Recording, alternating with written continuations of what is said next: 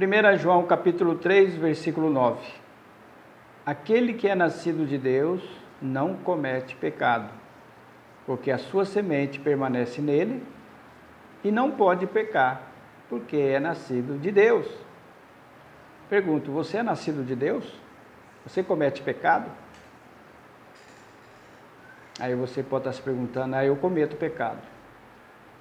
Então, você comete o pecado? Será que você é ou não filho de Deus? Para nós entendermos a questão do pecado, nós devemos ir para o livro de João, no próprio livro de João, e no capítulo 5 e o versículo 17, para você entender, puxa vida, eu queria tanto ser filho de Deus, mas eu peco. Como que eu faço para me ser filho de Deus, ficar sem pecado? Porque a palavra de Deus fala que todos nós pecamos. Não existe um homem que pisou na face dessa terra que não pecou. Até aqueles santos que nós achamos, né? Viveram aqui nesse mundo, todos eles, quando viveram aqui, pecaram. Porque a palavra, senão a palavra de Deus é mentirosa. Todos os santos que foi canonizado e, né, que nós temos por santo, pecaram. Porque a palavra de Deus fala que todo ser humano pecou e destituídos estão da glória de Deus. Então nós vamos aqui para o capítulo 5, versículo 17, para nós entendermos a questão do pecado. Toda injustiça é pecado, e há um pecado que não é para a morte. Ora, esse texto já está lançando luz a um tipo de pecado que não gera morte, que não é para a morte. Qual pecado será que não é para a morte? Muito bem. Para nós entendermos o pecado que não é para a morte, nós devemos ir para o livro de Tiago, capítulo 1, versículo 14 e 15, que diz assim: mas cada homem é tentado quando atraído e seduzido pela sua própria concupiscência. Depois, havendo a concupiscência concebido, gera o pecado. E o pecado, sendo consumado, gera a morte. Muito bem, meus amigos, meus irmãos, todo ser humano que pisou na face dessa terra, ele já nasce com o gene do pecado, já nasce com o vírus chamado concupiscência. O vírus chamado concupiscência, a concupiscência, ele é aquele forte desejo de fazer tudo aquilo que desagrada a Deus, tudo aquilo que vai contra a palavra de Deus. Um exemplo é uma criança. Você não ensina a criança coisa errada para ela, mas ela aprende muito fácil. Por que ela aprende fácil? Porque ela já está com o pecado na natureza dela, no corpo dela.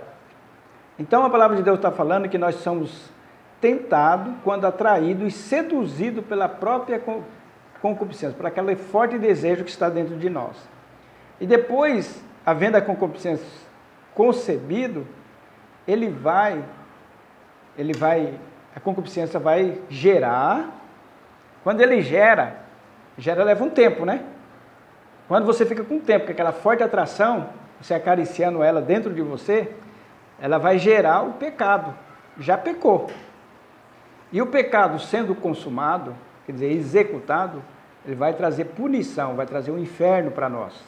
É isso. Agora existe um outro texto aqui, que é no próprio livro de João, que diz, né, que o pecado que gera morte, nem oração eu devo fazer para aquele irmão, aquela pessoa que consome o pecado, que executa o pecado. Se alguém vir o seu irmão pecar, um pecado que não seja para a morte, deverá orar. E Deus dará vida àquele cujo pecado não é para a morte. Há um pecado que é para a morte, e não digo que se deve orar por este. Então, a palavra de Deus está dizendo aqui que o pecado, ele tem duas facetas. Nós vamos morrer com o DNA do pecado no nosso corpo. Mas existe uma questão também, que nós devemos ser gerados pela semente. Como é que eu sou gerado pela semente? Né? Porque lá no texto de João, a palavra de Deus fala que aquele que tem a semente de Deus não pode pecar. A semente de Deus vai impedir que eu consuma o pecado, que eu pratique o pecado, que eu né, execute o pecado. Que está aqui no livro de Tiago, capítulo 1, e o versículo 18. De sua própria vontade, gerou-nos pela palavra da verdade, para que fôssemos como primícias das suas criaturas. Então, explicando melhor, quando a palavra está dentro do meu coração, ela vai impedir de eu executar o pecado. Embora o pensamento, a minha carne, a concupiscência está me empurrando para aquele pecado, para me gerar ele, e eu, se eu der um tempo, ele vai gerar o pecado, e se eu consumar, ele vai trazer dano para a minha vida eterna, para a minha vida espiritual.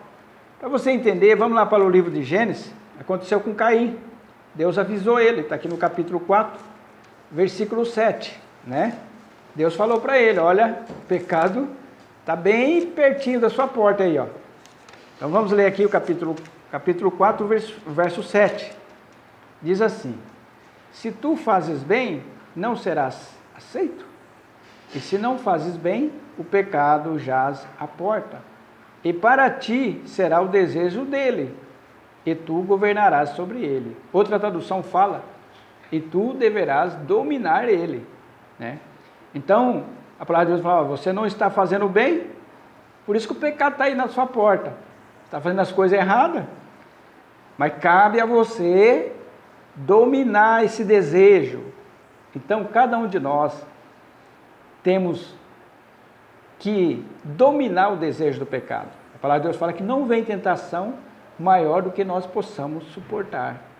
A palavra de Deus fala que